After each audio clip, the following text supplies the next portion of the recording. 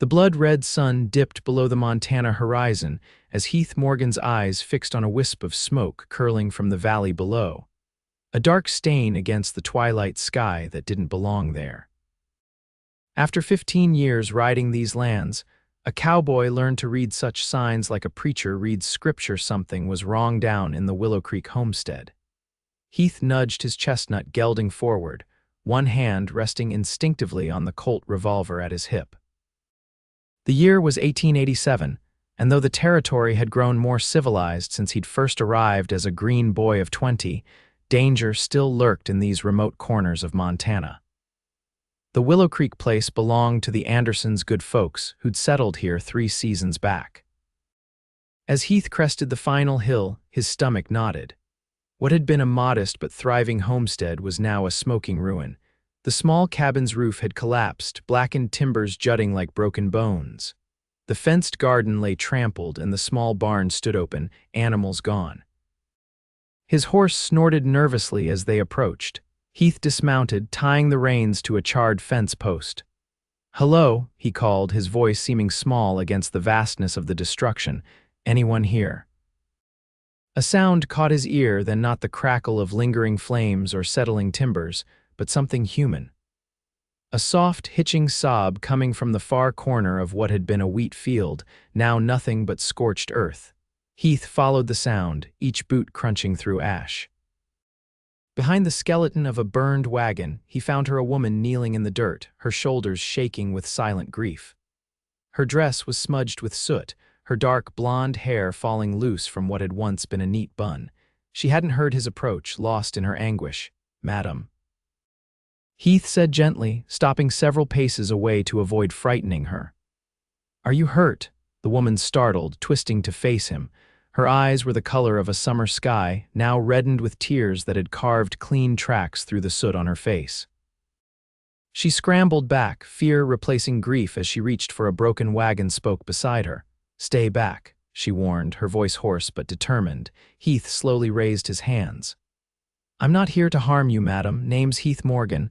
I ride for the Triple R ranch over the ridge." Saw the smoke and came to help. She studied him with wary eyes, the makeshift weapon still clutched in her trembling hand. After a long moment, she lowered it slightly. "Are you one of the Andersons?" Heath asked. The woman shook her head. "Beatrice Porter, her voice caught. "I was just passing through with my husband. We were staying with the Andersons for the night when they came." Heath's jaw tightened. "Who came?" "Men, 6 of them, demanded food, supplies. Mr. Anderson tried to reason with them, but—" She gestured helplessly at the destruction around them. "They took everything, set fire to what they couldn't carry." Heath crouched down, maintaining a respectful distance. "Your husband," fresh tears welled in Beatrice's eyes. "Daniel tried to stop them when they—" She swallowed hard. "They shot him, and Mr. Anderson, Mrs. Anderson and the children ran. I don't know if they made it." Her voice broke. "I hid in the root cellar until they left." "When did this happen?" "Yesterday afternoon." Her shoulders slumped. "I've been waiting, hoping someone would come." Heath glanced at the sky. Dusk was deepening, and the spring night would bring bitter cold to these high plains.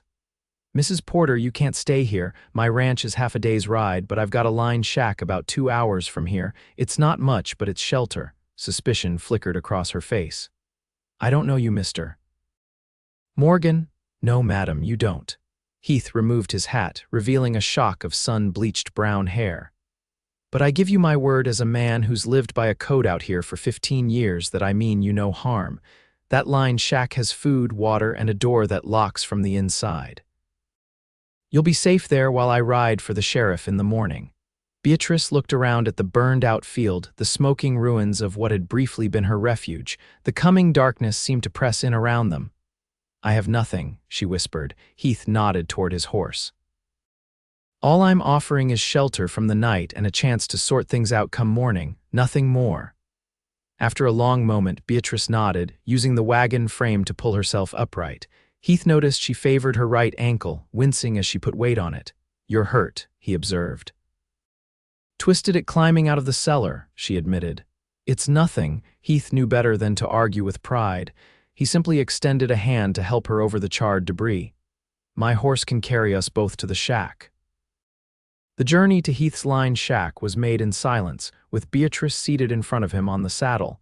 Her back remained rigid against his chest, maintaining what little distance she could. Heath respected this, keeping his hands on the reins and his thoughts on the trail ahead. The lined shack appeared as a dark silhouette against the star-speckled sky, a simple one-room structure with a small corral beside it.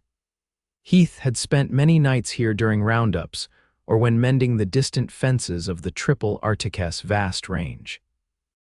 "It's not much," he said as he helped her down, "but it keeps out the weather." Inside, the shack was spare but tidy: a small iron stove, a narrow cot along one wall, a rough-hewn table with 2 chairs, and shelves stocked with basic provisions. Heath lit the oil lamp hanging from a central beam, then quickly got a fire going in the stove. "I'll fetch water and see to my horse," he said, placing the lamp on the table.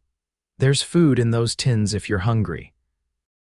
"Thank you," Beatrice said softly, the first words she'd spoken since they'd left the ruined homestead. When Heath returned, he found her sitting at the table, staring at an open tin of beans she hadn't touched. Her hands were clean now, but her dress remained stained with soot, and what he now recognized as dried blood, her husband's, most likely. "I have an extra shirt and pair of trousers," he offered, setting down the bucket of water he'd drawn from the nearby spring. "Not proper ladies' attire, but clean at least." Beatrice looked up, seeming to truly see him for the first time. Heath Morgan was tall and lean, weathered by years under the Montana sun. His face bore the beginnings of a beard, and lines etched the corners of his gray eyes, not from age, though he must have been in his mid-30s, but from squinting against the harsh prairie light. His hands were calloused, his clothes worn but well kept. "Why are you helping me, Mr. Morgan?" she asked. Heath poured water into a tin cup and set it before her. "Out here, we help folk in need. It's how we all survive." He hesitated. "And I know something about losing everything in a fire." Something in his tone made Beatrice look up sharply, but Heath had already turned away to retrieve the promised clothing from a trunk near the cot. "I'll wait outside while you change," he said, placing the folded garments on the table. "Take your time." Outside, Heath leaned against the rough-hewn logs of the shack, watching the stars emerge in full brilliance. His mind drifted to another fire 12 years earlier that had claimed his young wife and infant son while he was away driving cattle. Some nights, he still woke to the phantom smell of smoke. He'd rebuilt his life since then, piece by piece working his way up from ranch hand to foreman at the Triple R, but he'd never fully shaken the hollow feeling that had taken root in his chest that day. Seeing Beatrice Porter kneeling in that burned field had brought it all rushing back. A soft call from inside interrupted his thoughts. He found Beatrice standing awkwardly in his clothes, which hung loose on her smaller frame. She'd tied her hair back with a strip of fabric torn from her ruined dress. "The ankle's worse than I thought," she admitted. "I can't seem to put weight on it now." Heath nodded. "May I?" At her hesitant nod, he knelt and gently examined her ankle, which had swollen considerably. "Not broken, I think, but a bad sprain. You should stay off it." He helped her to the cot, then fetched a strip of clean cloth to wrap the injury. His hands moved with practiced efficiency. He'd dealt with his share of sprains and breaks over the years. "You mentioned a sheriff," Beatrice said as he worked. "How far is the nearest town?" "Riverford's about 4 hours' ride. I'll head there at first light, bring back the sheriff and the doctor." Heath secured the bandage. "They'll want to know exactly what happened." Beatrice's face clouded. "They killed my husband, Mr. Morgan. They killed him because he tried to stop them from—" She faltered. "From taking liberties with Mrs. Anderson's oldest daughter." Heath's jaw tightened. "Did you recognize any of them?" She shook her head.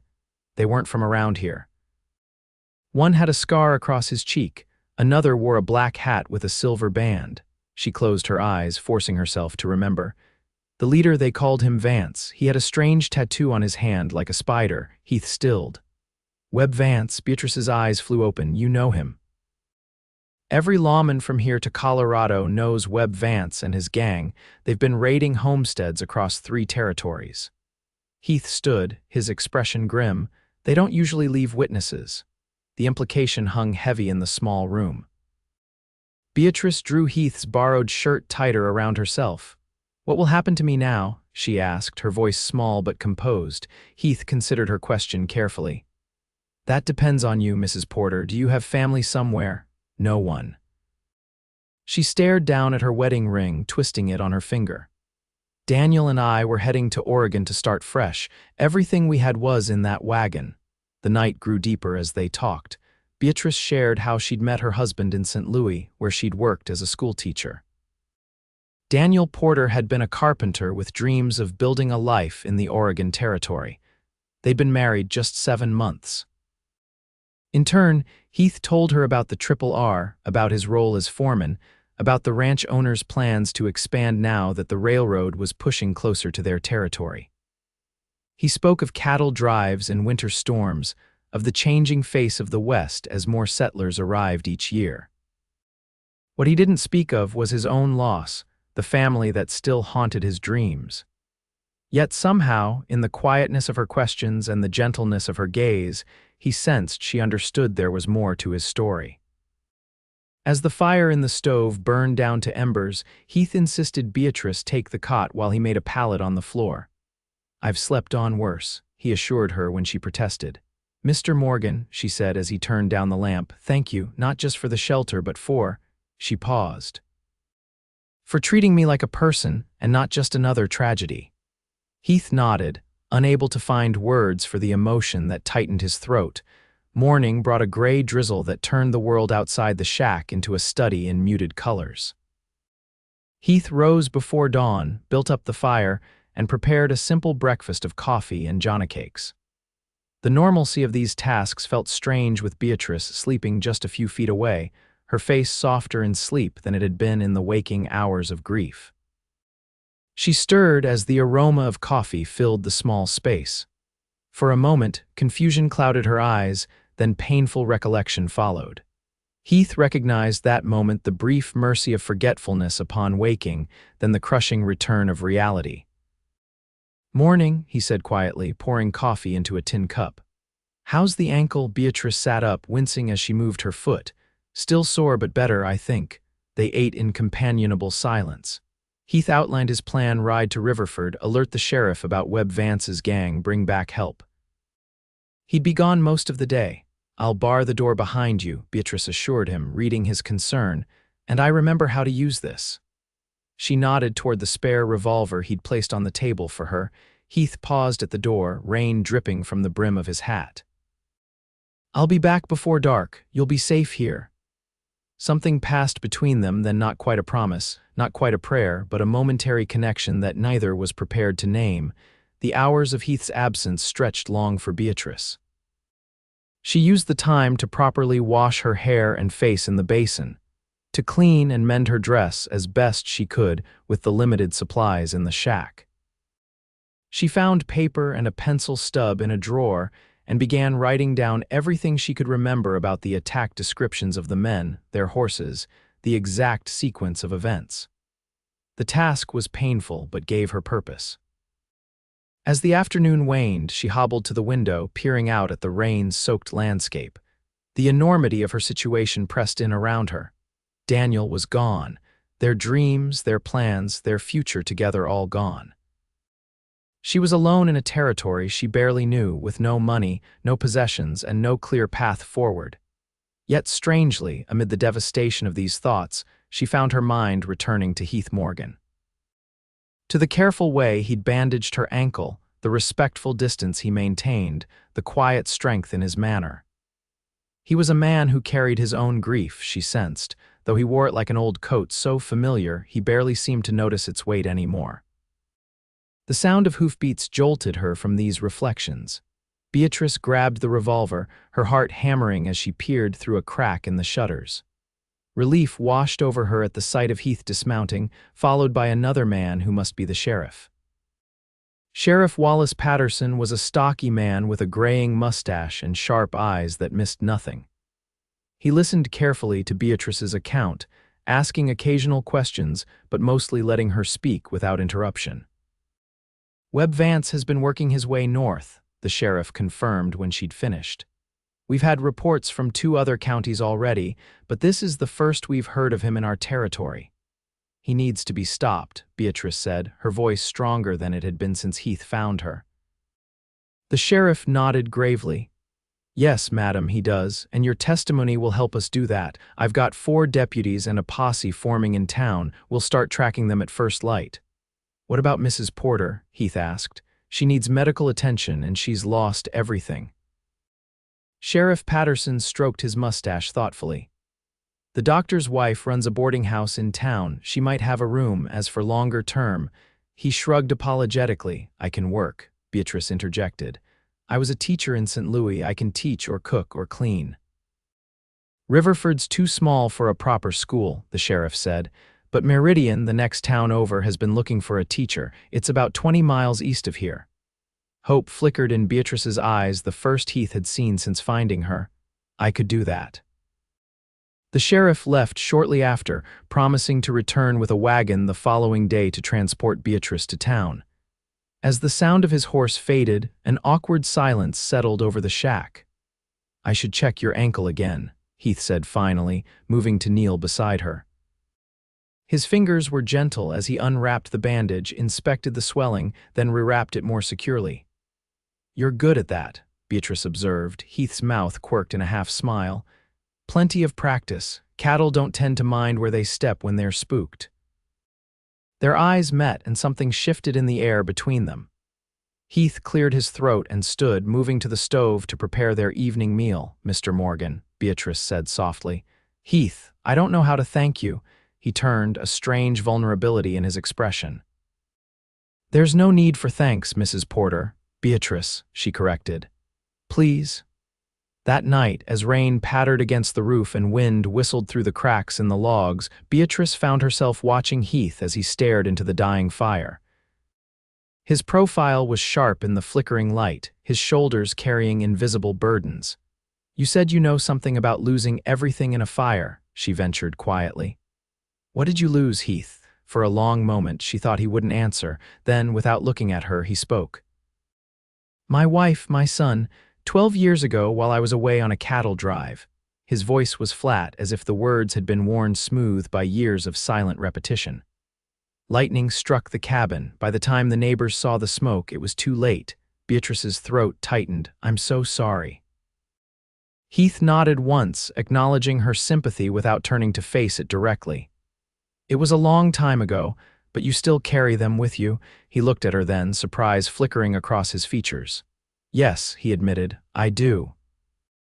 Beatrice moved to sit beside him on the floor, close but not touching. "Tell me about them." And so, in the quiet of that rain-drenched night, Heath Morgan spoke of his wife Hannah, who'd had a laugh that could make flowers grow, and his son Samuel, who had just begun to walk when Heath had last seen him. He spoke of their small homestead, of the plans they'd had, of the future that had burned away in a single afternoon. Beatrice listened, occasionally sharing her own memories of Daniel, his kindness, his skill with wood, his dreams of Oregon. There was comfort in this exchange of grief, this recognition of what had been lost and could never be recovered.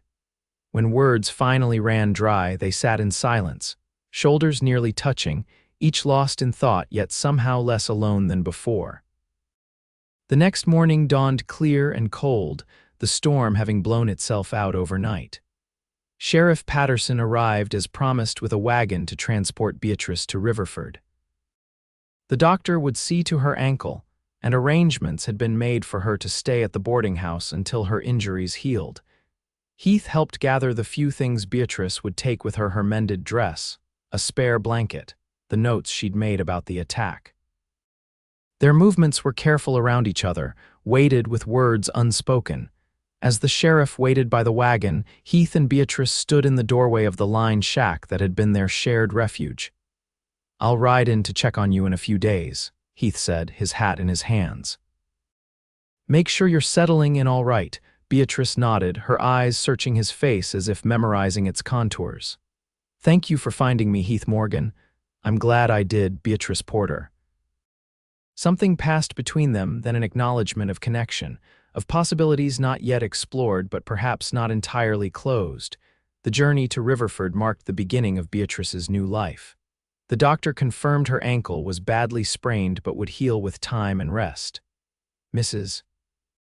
Thornton, who ran the boarding house, was a cheerful widow who took Beatrice under her wing, providing not just a room but dresses and necessities to replace what had been lost. Word spread quickly about the survivor of the Vance gang's latest atrocity. Some townsfolk came to gawk, but most offered genuine sympathy and help. A collection was taken up at the church to provide Beatrice with enough money to survive until she could secure employment. Sheriff Patterson sent a deputy to Meridian with a letter inquiring about the teaching position. The response came back positive. They were indeed in need of a teacher for their small school. But Beatrice would need to travel there for an interview once her ankle had healed through it all. Beatrice found her thoughts returning to Heath Morgan. To the quiet strength he'd shown, to the grief he carried, to the momentary connection they'd shared in that small line shack, true to his word, Heath rode into town 3 days after leaving Beatrice in Riverford. He found her sitting on the boarding house porch, her injured foot propped on a stool, a book open in her lap. She looked up at the sound of approaching hoofbeats, and the smile that lit her face sent an unexpected warmth through his chest.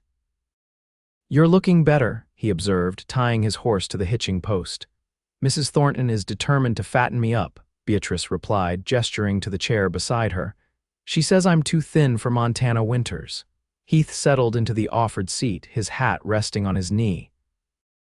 "She's probably right about that." They talked easily of Beatrice's prospects, of the teaching position in Meridian, of the posse still tracking Webb Vance and his men. Heath found himself lingering far longer than he'd intended, reluctant to end their conversation. As shadows lengthened across the porch, Beatrice laid a hand lightly on his arm. "Will you come back before I leave for Meridian?" The question was simple, but Heath heard the layers beneath it. "Yes," he promised, "I will." Over the next weeks, as spring gave way to summer and Beatrice's ankle slowly healed, Heath found reasons to ride into Riverford more frequently than he ever had before. Sometimes he brought wildflowers he'd gathered along the trail. Once he arrived with a small carved wooden box he'd commissioned from the town's carpenter, a place for Beatrice to keep her few treasures. For her part, Beatrice found herself watching the road each day, hoping to glimpse Heath's approach. They developed a routine conversations on the boarding house porch, occasional walks through town as her strength returned, shared meals at the small cafe on Main Street. They spoke of many things, of books they'd read, of places they'd seen, of the changing face of the West around them. Sometimes they spoke of their lost loved ones, keeping their memories alive through shared stories. More often they spoke of the present, of small daily victories and challenges. What remained unspoken was the growing attachment between them, the way Beatrice's heart quickened at the sight of Heath riding into town, the way Heath found himself smiling more often than he had in years. The day came when Beatrice was finally strong enough to travel to Meridian for her interview. Heath insisted on accompanying her, ostensibly for protection on the journey, but in truth, because he couldn't bear the thought of her facing this new beginning alone. The school board in Meridian, consisting of 3 solemn men and 2 practical women, was impressed by Beatrice's credentials and her composed demeanor. They offered her the position on the spot, with classes to begin in September. She would have a small house behind the schoolhouse and a modest but sufficient salary. "Congratulations, teacher," Heath said as they rode back toward Riverford that afternoon. The summer sun cast long shadows across the rolling plains, painting the landscape in gold and amber. Beatrice smiled, though it didn't quite reach her eyes. "It's what I wanted, a chance to start again." Heath heard the note of uncertainty in her voice. But she looked at him then, her blue eyes searching his face. "Meridian is 20 miles from Riverford, farther still from the Triple R." The implication hung in the air between them. Heath reined his horse to a stop, turning in the saddle to face her fully. 20 miles isn't so far," he said quietly, "not if there's a reason to make the journey." "Is there?" Beatrice asked, her voice barely above a whisper. Heath reached across the space between their horses, his calloused hand taking hers. Beatrice Porter, I never thought to find hope again after Hannah and Samuel died. I built a life, yes, but it was just existence moving from one day to the next without really living. His gray eyes held her steadily. Then I found you in that burned field and something changed. Beatrice's fingers tightened around his. I felt dead inside after Daniel was killed. I couldn't see any way forward, but you showed me kindness when I needed it most. Her voice caught. You gave me shelter, Heath, not just a roof, but a safe place to remember who I was beyond my grief. I don't want to say goodbye to you, Heath admitted, the words holding the weight of 12 years of solitude. Then don't, Beatrice said simply. The weeks that followed were filled with preparations. Beatrice moved to Meridian ahead of the school term to ready her small house and prepare her lessons. Heath divided his time between his duties at the Triple R and helping Beatrice settle into her new home. They were cautious with each other, both aware of the ghosts that still lingered between them. Yet with each passing day, those ghosts seemed less substantial, less demanding of their grief. In late August, word came that Sheriff Patterson and his posse had tracked down Webb Vance and his gang near the Wyoming border. There had been a shootout, and while 2 deputies were wounded, all of Vance's men had been either killed or captured. Justice of a sort had been served. Beatrice wept when Heath brought her the news, not from grief but from relief. Something tight inside her chest loosened, allowing her to breathe more freely than she had since that terrible day. Will you stay for dinner? She asked, wiping away tears. I've made stew. Heath smiled, removing his hat as he stepped into her small but tidy home. I'd like that. Over dinner, Heath watched Beatrice as she spoke animatedly about her plans for the school term, about the children she'd already met in town, about the books she hoped to acquire for her pupils. Her face was bright with purpose, her hands gesturing expressively as she talked. You're going to be a fine teacher for these children, he said when she paused for breath. Beatrice smiled, a faint blush coloring her cheeks. I hope so. It feels right being here, starting again. Heath nodded, understanding perfectly what she meant. After dinner, they sat on her small porch, watching the stars emerge one by one. The evening air was cool, hinting at the autumn to come. Beatrice, Heath said finally, turning to face her. I know it's soon, too soon, maybe. But I need to say this. He took her hand in his. I'm falling in love with you. I think I started falling the moment I found you in that field, though I didn't recognize it then. Beatrice's eyes widened, but she didn't pull her hand away. Heath. I'm not asking for anything right now, he continued quickly. Just the chance to keep seeing you, to see where this might lead. She was quiet for a long moment, her fingers warm against his. I never expected to feel this way again, she admitted softly. After Daniel, I thought that part of me was finished. Her blue eyes met his steady and clear. But I feel something for you, Heath Morgan, something that scares me and gives me hope all at once. Heath nodded, understanding completely. We can take it slow, one day at a time. I'd like that, Beatrice said, her smile tentative but real. And so they did. Throughout that autumn, as Beatrice taught her students and Heath managed the triple Arctic preparations for winter, they built something new between them, a connection forged from shared grief, but reaching toward shared joy. Heath rode to Meridian every weekend, sometimes staying to help with repairs around Beatrice's small house, sometimes taking her on rides through the countryside. They attended church together, shared meals with neighbors, gradually becoming a recognized pair in the small community. As the first snow of winter dusted the plains, Heath arrived at Beatrice's door with a small velvet pouch in his pocket and a question in his heart. They walked together through the quiet town, their breath forming clouds in the crisp air. I have something to ask you, Heath said as they paused on the small bridge over Meridian Creek. Beatrice looked up at him, her cheeks pink from the cold, her eyes bright with affection. What is it? Heath took both her hands in his. I never thought I'd find love again after I lost my family. I'd resigned myself to a half-life of work and solitude. His voice was steady, though his heart raced. Then I found you crying in that burned-out field, and everything changed. You brought color back into a world I'd only seen in shades of gray.